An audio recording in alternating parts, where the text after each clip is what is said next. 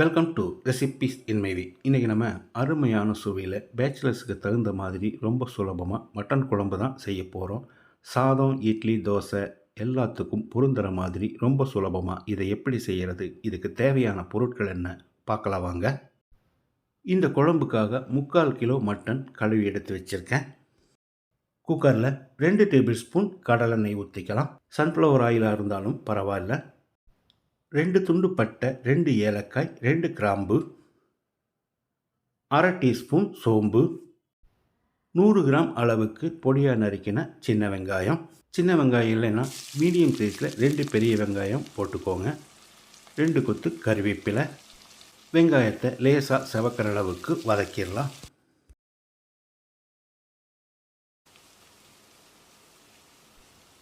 Medium சைஸில் 2 தக்காளி பொடியாக நறுக்கினது. 2 டீஸ்பூன் உப்பையும் சேர்த்து தக்காளியை மசிகிற அளவுக்கு வதக்கிடலாம்.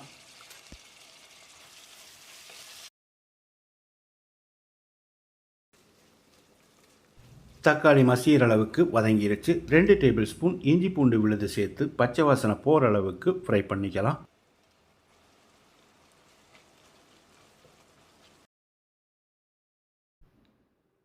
இஞ்சி பூண்டு விழுது பச்சை வாசனை போன பிறகு ஸ்டவ்வில் தீயை குறைச்சி வச்சு 1/4 டீஸ்பூன் மஞ்சள் தூள், 3 டேபிள் ஸ்பூன் மிளகாய் தூள்,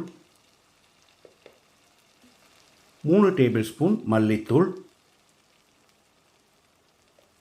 1 டீஸ்பூன் சீரகத்தூள், 1 டீஸ்பூன் மிளகுத்தூள், ஒரு 10-20 செகண்ட் இதை பிரட்டி விட்டுறலாம்.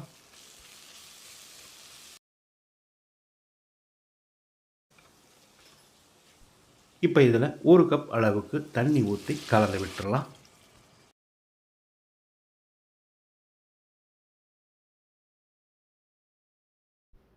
இது ஒரு 5 நிமிஷம் நல்லா கொதிக்கட்டும். எண்ணெய் தெளிஞ்சு வர்ற அளவுக்கு கொதித்து வந்துடுச்சு. இப்போ இதை ஒரு தரம் கலந்து விட்டுடலாம். இந்த ஸ்டேஜில் நம்ம க்ளீன் பண்ணி எடுத்து வச்சுருந்த மட்டனை சேர்த்து கலந்து விட்டுடலாம்.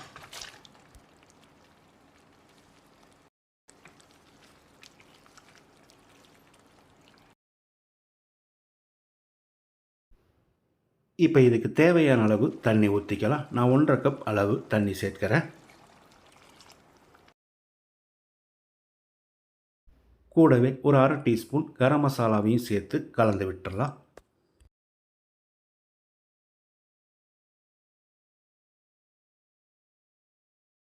தண்ணி ஊற்றி கலந்து விட்ட பிறகு தேவையான அளவுக்கு உப்பு சேர்த்துக்கலாம். நான் 2 டீஸ்பூன் உப்பு சேர்க்கிறேன். நீங்கள் பார்த்து போட்டுக்கோங்க.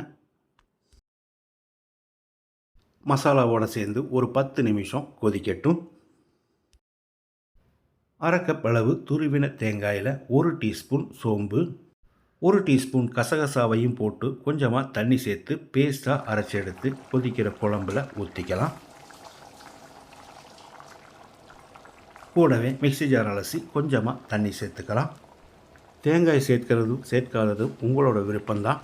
தேங்காய் சேர்த்த பிறகு நல்லா கலந்து விட்டு ஒரு 5 நிமிஷம் கொதிக்கட்டும். இந்த மாதிரி கொதித்து வரும்போது குக்கரை மூடி விசில் போட்டுக்கலாம்.